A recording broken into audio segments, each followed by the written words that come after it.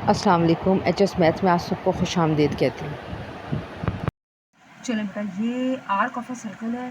3 तरह के आर्क होते हैं, minor arc, major arc, semi circle. सही है। समझिए ये ओ है, ये ओ है, ये ओ है। सही है। ये इस जो आर्क एक्यूट एंगल बनाएगा यानी 180 से छोटा, वो माइनर आर्क कहलाता है। यानी ये वाला हिस्सा माइनर आर्क है। अगर मैं यहाँ आपको माइनर आर्क बताऊँ क्या होते हैं, तो देखिए यहाँ से यहाँ तक का फासला ये आपका माइनर आर्क कहलाएगा। मैं यहाँ लिखने की कोशिश करती हूँ, MINOR, minor, A arc, C arc, minor arc है ये। ठीक है। अब माइनर आर्क की डेफिनेशन क्या है? Simple, an arc whose measure less than 180 degree, सही है, इज कॉल्ड माइनर आर्क। ठीक है। अब मेजर आर्क, अच्छा इसको मैं ए बी दे दूं, ए बी आर्क है तो ये आर्क का साइन है। ये लेस देन 180 डिग्री, तो A B is a minor arc, minor arc of the circle, आप जो भी लिखते हो। अब है हमारा मेजर आर्क, ये मैं आपको जल्दी से बता देती हूँ। Major arc, major arc, major arc suppose करें ये है एक्स, ये है वाई, यहाँ से शुरू होगा और यहाँ तक जाएगा। यहाँ से शुरू हो रहा है और यहाँ तक जा रहा है। यानी कि इसकी डेफिनेशन क्या हुई? एन आर्क हुज, उम्मीद करती हूँ मेरी राइटिंग आपको समझ में आ रही होगी, an arc whose measure greater than 180 degree, सही, is called a major arc. अब एक्स वाई, यहाँ पे अगर मैं एल भी एक्स एल वाई ऐसे लिखने हैं, आप कोई फर्क नहीं पड़ता। ग्रेटर देन 180 डिग्री है, यानी यहाँ से शुरू हो रहा है यहाँ तक का है। यानी आप ऐसे लिख सकते हैं, MEJOR, major, ARC, major arc. ठीक है। यानी XLY, अगर आप एल ना लिखते XY भी लिखते तो भी चलता। XLY इज, ये थोड़ा कर्व है, ठीक है, is a major arc of the circle. ठीक है। अब semi circle, an arc whose measure equal 180 degree, semi circle arc, an arc whose major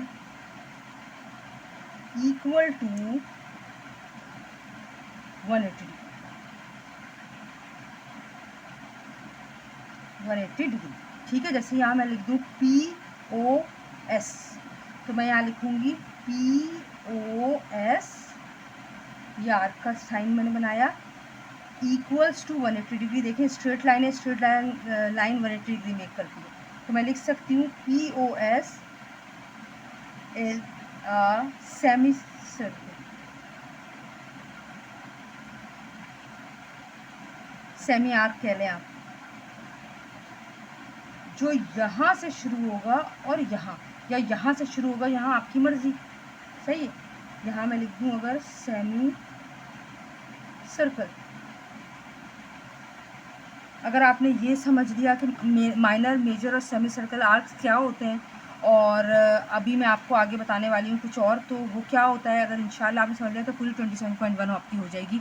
अपनी दुआ में याद रखिएगा। अल्लाह हाफ़िज़। चलें बेटा, मैं आपको बताने वाली हूँ साइक्लिक क्वाड्रिलेटरल क्या होता है। सर्कल के अंदर क्वाड्रिलेटरल का मतलब यही है, 4 लाइन से ड्रॉ हुई डायग्राम, ऐसी डायग्राम जो 4 लाइनों से मिलकर बने। तो आप देख सकते हैं 1 2 3 4, तो ये लाइन अगर बाहर भी जा रही है तो कोई मसला नहीं है, 1 2 3 4 लाइनें बनी हुई है। तो आप इसको क्या लिख सकते हैं? It is a 4 sided shape, it is a 4 sided shape that can be enclosed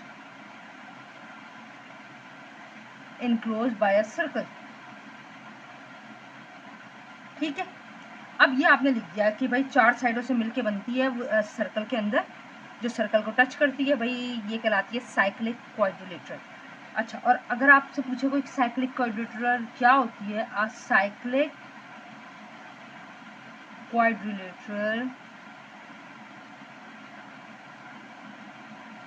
has all its vertices, vertices किसे कहते हैं, जहाँ एंगल, ये कोना जहाँ एंगल बनता है, has all its vertices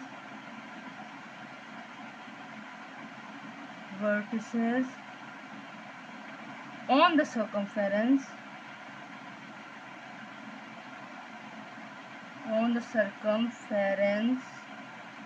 of the circle, सही, of the circle, ये C है, सॉरी, सही। a cyclic quadrilateral has all its vertices on the circumference, circumference इसे कहते हैं इस आउटर लाइन को सर्कल की, सही है। अच्छा, इसमें दो बातें आपको याद रखनी है बस, एक है opposite angles add up to 180 degree, ठीक है, opposite angles add up to 180 degree. How, मैं आपको बता देती हूँ। जैसे ए का अपोजिट है सी, एंगल ए में जब आप एंगल सी प्लस करेंगे तो आंसर क्या आएगा, 180 डिग्री। ये रूल है ज्योमेट्रिकल। बी का अपोजिट कौन है, डी, डी का अपोजिट कौन है, बी, जो चाहे पहले लिखें, एंग अल्फाबेटिकली बी पहले आता है तो मैं इसको लगी, जब बी और डी अगर ऐड होंगे तो आंसर आएगा 180 डिग्री। दूसरी बात, ये पहली बात थी जो आपको पॉइंट याद रखना है। नंबर 2, एक्सटीरियर एंगल्स, एक्सटीरियर कौन कहते हैं, बाहर, इस क्वाड्रिलेटरल के बाहर जो एंगल बन रहा है, एक्सटीरियर एंगल, ये मैं साइन बना रही हूँ, always equal to the interior opposite angle, interior opposite angle, ठीक है। यानी ए का अपोजिट यहाँ फिलहाल तो ई ही दिया हुआ है, बाहर और कहीं एंगल नहीं दिया हुआ है, एक्सटीरियर एक ही एंगल दिया हुआ है। जैसे अगर यहाँ पे कोई एंगल बन रहा होता तो डी के सामने, सही है, इसका इंटीरियर जो अपोजिट होता है वो दोनों बराबर होते हैं। ए का इंटीरियर अपोजिट कौन है, ई, तो एंगल ए बराबर है एंगल ई के। सपोज करें एंगल ए 50 डिग्री है तो ये भी 50 होगा, ये 75 है तो ये भी 75 होगा, ये 90 है तो ये भी 90 होगा, ठीक है। Hope you all understand. Thank you so much, आपने टाइम दिया। अपनी दुआ में मुझे ज़रूर याद रखिएगा, अपना फीडबैक ज़रूर दीजिए। अल्लाह हाफ़िज़। चलें बेटा, ये है क्वेश्चन नंबर 1, 27.1 यूनिट है, और अभी पीछे आप लोग काफ़ी थ्योरम पढ़ के आए हैं माशाल्लाह, तो आप सबको ही पता है कि कॉट क्या होते हैं, पैरेलल लाइन क्या होती है। तो हम प्राइमरी के बाद जब सेकेंडरी में आते हैं तो ये आम डेफिनेशन हैं जो सबको पता होती है, लेकिन फिर भी मैं एक दफ़ा बता देती हूँ। यहाँ दो बातों का जिक्र है। एक है पैरेलल लाइन। पैरेलल लाइन क्या होती है, ऐसी दो लाइनें जो साथ साथ तो चलती हैं लेकिन कभी मिलती नहीं है, ठीक है। और दूसरी चीज़ है कॉट। कॉट कहते हैं ऐसी लाइन को जो सरकमफेरेंस, ये आउटर लाइन जो है ये सरकमफेरेंस ऑफ द सर्कल कहलाती है। सरकमफेरेंस से किसी एक पॉइंट से शुरू होकर अगले पॉइंट को टच करती है, लेकिन वो कभी भी बिल्कुल भी सेंटर को टच नहीं करती, तो ऐसी लाइन को कहा जाता है कॉर्ड। आपका सवाल आपसे कह रहा है इन अ सर्कल, आपने एक सर्कल बना लिया, मैंने पहले बना लिया क्योंकि मेरे हाथ ग्लव्स की वजह से स्लिप होते हैं। In a circle prove that, साबित करें, the arc between two parallel and equal chord, जो आर्क है वो two parallel and equal chord, यानी आपको दो इक्वल कॉर्ड और पैरेलल लाइन ड्रॉ करनी है। तो सबसे पहले एक कॉमन सा पैरेलल लाइन हम कैसे ड्रॉ करते हैं, चलें बेटा, ये सपोज करें मैंने ये एक पैरेलल लाइन ड्रॉ की। देखिए इस आर्क से ये सरकमफेरेंस एक लाइन बहुत सारे पॉइंट से मिलकर बनती है। समझिए एक पॉइंट हमने सरकमफेरेंस कर लिया है जो ए है, और दूसरा पॉइंट है बी, ठीक है, ये एक कॉर्ड हो गया, ठीक है। अब हमें दो कॉर्ड लेने हैं, तो अब सपोज करें मैंने एक कॉर्ड ये ले लिया, एक ये ले लेती हूँ, ए बी, और ये रहा सी और ये रहा डी। उम्मीद करती हूँ आपको दिख रहा हो, ए बी सी डी, ये टू हमारे कॉर्ड्स हो गए, ठीक है। अब हम क्या करें, जैसे ही हमने ये लिख लिया, क्योंकि सवाल कह रहा है कि कॉर्ड बनाइए और वो दोनों पैरेलल भी हो और इक्वल भी हो, सही है। तो आपने साबित क्या करना है कि वो जो आर्क्स हैं in a circle prove that the arcs between two parallel line, यानी ए बी और सी और डी, ये जो आर्क हैं ये भी बराबर हैं। जब कॉर्ड बराबर है, यूनिवर्सल सी बात है, जब कॉर्ड बराबर हैं लाइंस बराबर है तो ऑब्वियसली आर्क भी बराबर होंगे, लेकिन वो कह रहे हैं प्रूफ करें, चले हम प्रूफ करते हैं। इसमें हमें थोड़ी सी कंस्ट्रक्शन करनी पड़ेगी। तो हम क्या करते हैं, ये हमारा सेंटर है ओ, हम ओ को डी से ज्वाइन कर देते हैं। ये देखें सेंटर जाहिर सी बात है, जब आप कंपास से ड्रॉ करेंगे आपको खुद ही सेंटर पता होगा। ये मैंने ओ से ज्वाइन कर दिया है, ठीक है। हम विदाउट मेजरमेंट ड्रॉ करते हैं। ये देखें दोनों सेंटर से अल्हम्दुलिल्लाह ये हमारा सेंट्रल एंगल हो गया, जिसे हम ओ का नाम देंगे। ये एंगल 1 हो गया, क्योंकि ए और बी वाला एंगल 1 बना देते हैं और इसको एंगल 2 बना देते हैं, ठीक है। और ये जो सेंटर है ये हमारा ओ हो गया। अब आप ओ इधर उधर कहीं पर भी लिख लें। अब इसको देखते हुए हमें अपना बात को प्रूफ करना है। चले प्रूफ करते हैं। सबसे पहले ऑब्वियसली हमें गिवन लिखना होगा। गिवन में हम क्या लिखेंगे, वही बात लिखते हैं हमेशा जो आपका सवाल आपको बता देता है, ठीक है। आपका सवाल आपको क्या बता रहा है, इन अ सर्कल साबित करें two arc between the arcs between two parallel and equal chords are equal. तो उसने पहले ही बता दिया कि जो कॉर्ड हैं वो 2 हैं और वो दोनों पैरेलल हैं, ठीक है। तो आपका गिवन क्या होगा, a circle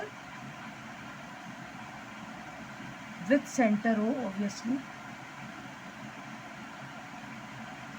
with center O, whose two arcs are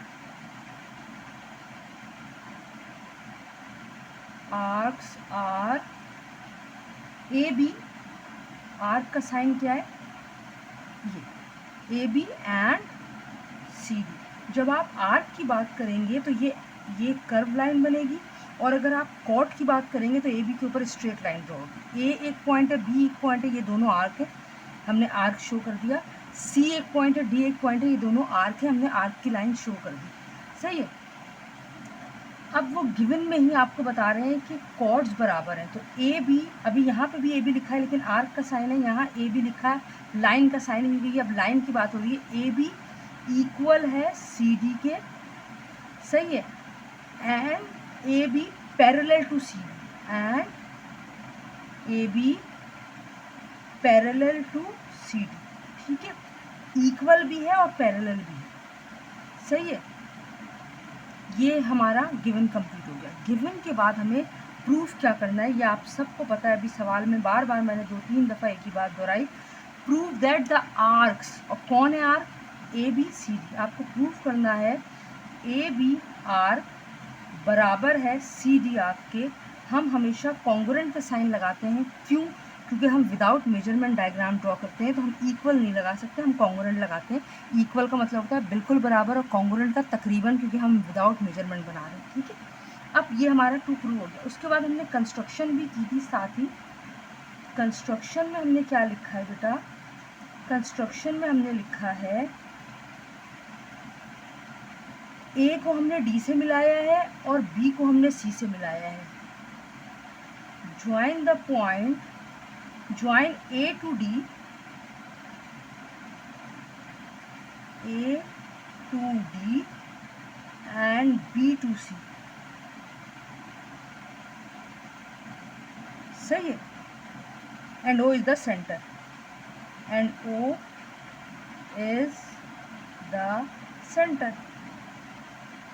O centre रहा, A को D से मिला लें, B को C से मिला लें, जहाँ की कंस्ट्रक्शन हो गई। अब हम करने जा रहे हैं प्रूफ। प्रूफ क्या होता है, अब हम साबित करेंगे कि जो हम बोल रहे हैं वो किस हद तक सही है। प्रूफ जब आप करते हैं उसमें 2 चीज़ें होती हैं, एक होता है स्टेटमेंट आपका, स्टेटमेंट, और एक होता है रीज़न। स्टेटमेंट यानी आप जो जो बोलते जाएंगे आप उसका रीज़न बताएंगे कि आपने ये बात बोली, आपने क्यों बोली। मैं लाइन ड्रॉ कर लूँ फिर मिलते हैं।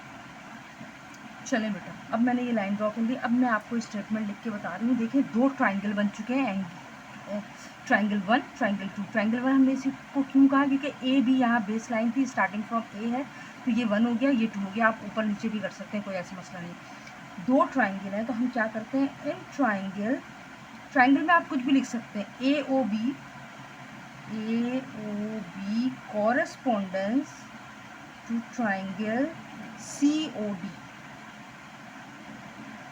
ट्राइंगल के तीनों कोने आप कुछ भी ले सकते हैं, आगे पीछे कोई मसला नहीं है। कॉरेस्पॉन्डेंस का मतलब होता है बराबरी की बुनियाद पर। बराबरी का मतलब होता है ये रेडियस इसके बराबर है, रेडियाई, ये और ये दोनों बराबर है, ये साइड इस साइड के बराबर है, ये एंगल इस एंगल के बराबर है, लेकिन फिर भी हमें लिखकर बताना पड़ता है। तो चलें हम लिखते हैं, बिस्मिल्लाह।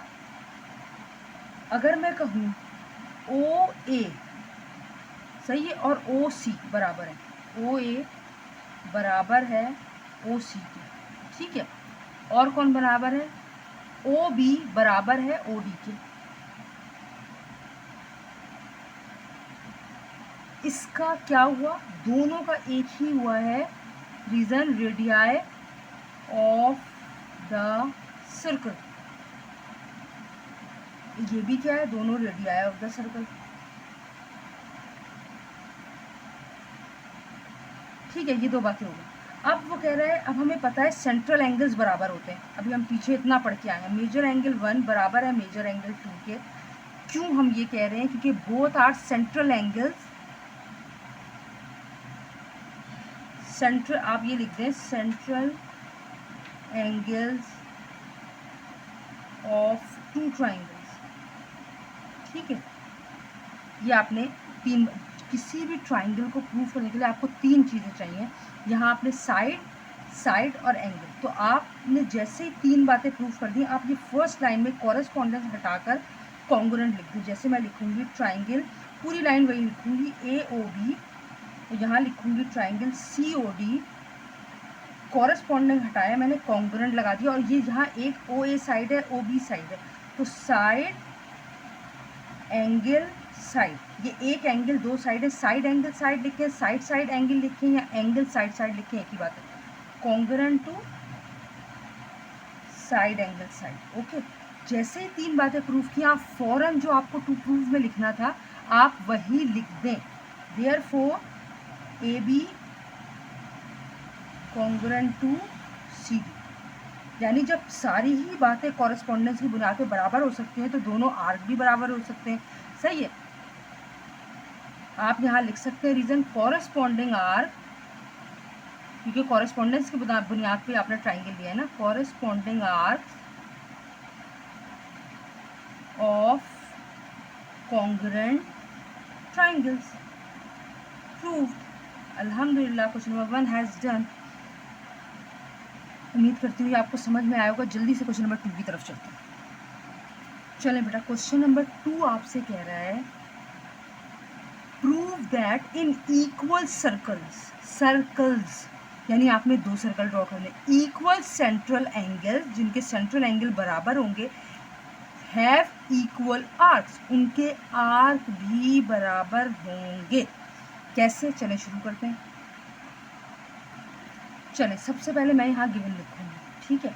गिवन में हमने क्या लिखा है मैं आपको बता दूँ। गिवन है, जो आपको सवाल ने बताया वो आपका गिवन है, टू इक्वल सर्कल, यहाँ मैं ब्लू पेन ले लूँ पहले, हम यहाँ लिखेंगे टू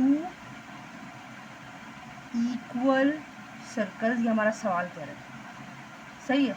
विथ सेंटर, इसका ओ ले लेंगे, इसका ओ डैश ले लेंगे, with centre O and O dash, क्योंकि थोड़ा सा डिफरेंस तो हमें करना पड़ेगा, क्यों कि फिर एक जब बात करेंगे तो एक ओ कह देंगे, एक को ओ डैश कह देंगे। ये ओ डैश है, थोड़ा सा लाइन टच हो गई है, उसको इग्नोर कर दीजिएगा। O and O dash having two equal chords, two equal chords, ठीक है। अब हमारा, हमने क्या किया, ये हमारा सेंटर है, सपोज करें, क्योंकि मैंने ये डायग्राम जो चूड़ी से बनाई है, तो मैंने मुझे सेंटर कोई मिल नहीं रहा, तो अगर आगे पीछे हो जाए तो आपसे माजरत चाहूँगी। चलें, कॉर्ड मैंने समझे ये बना ली, ये दो सर्कल है, ये मैंने कॉर्ड बना ली। एक को नाम दे देती हूँ मैं ए, एक को नाम दे देती हूँ, क्या नाम दूँ, सी, सही है, और मैं इसको नाम देती हूँ ओ। वैसे तो कॉमन है ए बी सी डी कर लें, लेकिन आपको ये पता होना चाहिए आप जो चाहे नाम दें, अगर आपको समझ में आ गया इंशाल्लाह। और इसको मैं नाम दे देती हूँ, सपोज करें इसको क्या नाम दें, इसको नाम दे देते हैं पी, इसको नाम दे देते हैं आर, ये रहा ओ डैश, ठीक है। अच्छा, अब हम क्या करेंगे, प्रूफ क्या करना है हमें, कि टू आर्क्स बराबर है ना, टू प्रूफ, कौन है आर्क, कॉर्ड आर्क ACPR के बराबर है, हमें ये साबित करना है। ACR करना है तो ये आर्क बनाएंगे कॉन्ग्रुएंट टू P और R, ये हमने बना दिया। ठीक है बेटा, अब हमें क्या करना है, हमें कंस्ट्रक्शन करनी पड़ेगी, एक ट्राइंगल ड्रॉ होना है लाजमी, वरना ये कैसे साबित होगा। कंस्ट्रक्शन हम क्या करेंगे, हम पहले लिखूं या ड्रॉ करूं? चलो पहले ड्रॉ कर लें।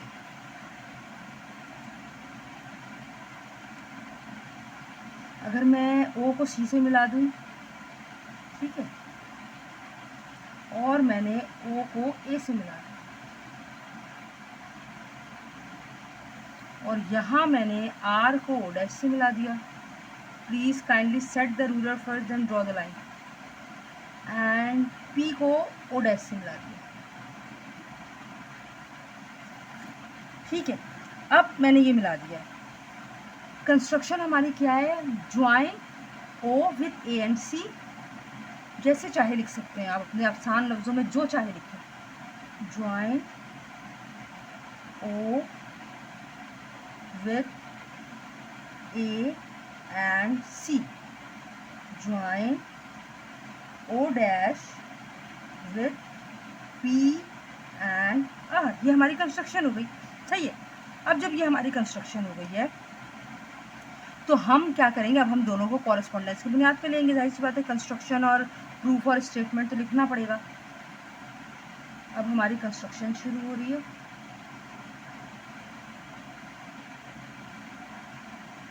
ओहो, कंस्ट्रक्शन तो मैंने लिख दिया, यहाँ लिख देती हूँ मैं प्रूफ।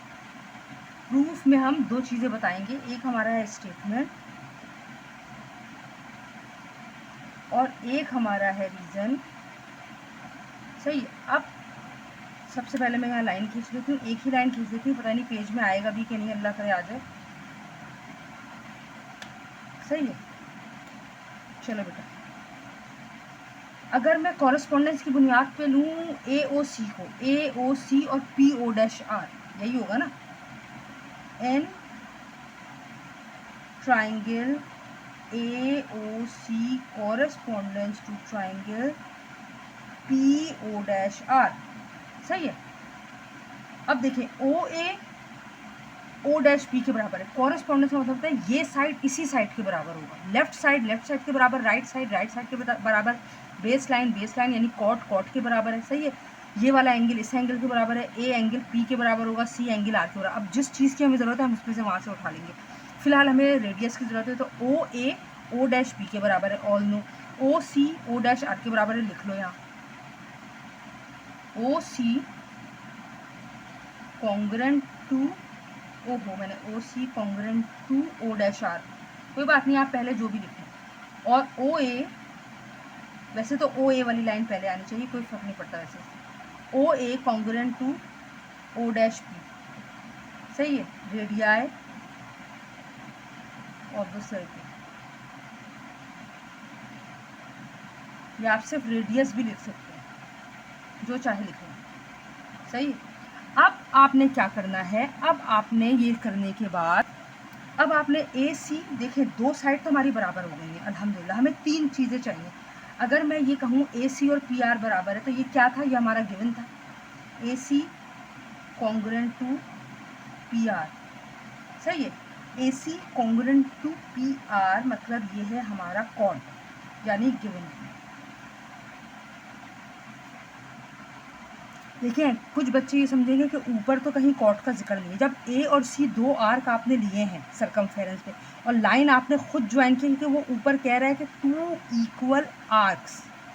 सही है, तो ये जब आपने लाइन लिया ऑटोमेटिकली जो है सवाल के मुताबिक कॉर्ड बन गया है। तो जब भी हम यहाँ लिख रहे हैं कि गिवन में कॉर्ड है, कहीं आप ये ना समझें कि भाई सवाल में ऊपर कॉर्ड का जिक्र नहीं है और यहाँ मैं कॉर्ड कर रही हैं। कॉर्ड इसलिए कर रही है बेटा कि दो आर्क जब मिलेंगे, सही है, दो आर्क को जब आप ज्वाइन करेंगे तो ऑटोमेटिकली कॉर्ड ड्रॉ हो गया। ठीक है, अब देखिए साइड हो गया, हमारी तीन बातें साबित हो चुकी। मैंने फ़ौरन लिखा ट्राइंगल AOC कॉन्ग्रुएंट टू, ये पूरी लाइन ऊपर वाली लिखें, AOC कॉरेस्पॉन्डेंस की साइन हटा दी, कॉन्ग्रुएंट टू ट्राइंगल PO'R, और ये सॉरी गैप आ गया था, कोई बात नहीं, side congruent to side side से। अब जैसे ही आपकी ये बात साबित हो गई, 3 बातें कॉरेस्पॉन्डेंस की बुनियाद पर, आप फ़ौरन लिख दें AC कॉन्ग्रुएंट टू PR। जब सारे ही बराबर हैं तो फिर AC, जब ये कॉर्ड बराबर है तो आर्क भी बराबर होंगे। सही है। अब यहाँ पे आप लिख सकते हैं corresponding arc of congruent triangle, जो हमने पहले वाले में लिखा था, corresponding arcs of congruent triangles. सही है। अल्हम्दुलिल्लाह ये भी हमारा प्रूव हो गया। Question number 1, question number 2 27.1 unit का अल्हम्दुलिल्लाह अल्लाह के हुक्म से, उसके फजल से, इसकी रहमत से मैंने बहुत आसान लफ्ज़ों में समझाने की कोशिश की। अल्लाह की ज़ात से उम्मीद रखती हूँ कि मेरा समझाना आपको समझ में आ जाए। अपनी फ़ीडबैक का ज़रूर मुझे अपना फ़ीडबैक दिया करें, मैं उसका इंतज़ार करती हूँ। आपके मैसेजेस मेरा हौसला बढ़ाते हैं। आपका शुक्रिया, आपकी मोहब्बतों का, आपकी मैसेजेस का, आपकी दुआओं का। अपनी दुआओं में मुझे याद रखिएगा। बहुत जल्द इंशाअल्लाह ताला 27.1 क्वेश्चन नंबर 3, 4, 5 के साथ हाज़िर होंगी इंशाअल्लाह। ठीक है, अल्लाह हाफ़िज़।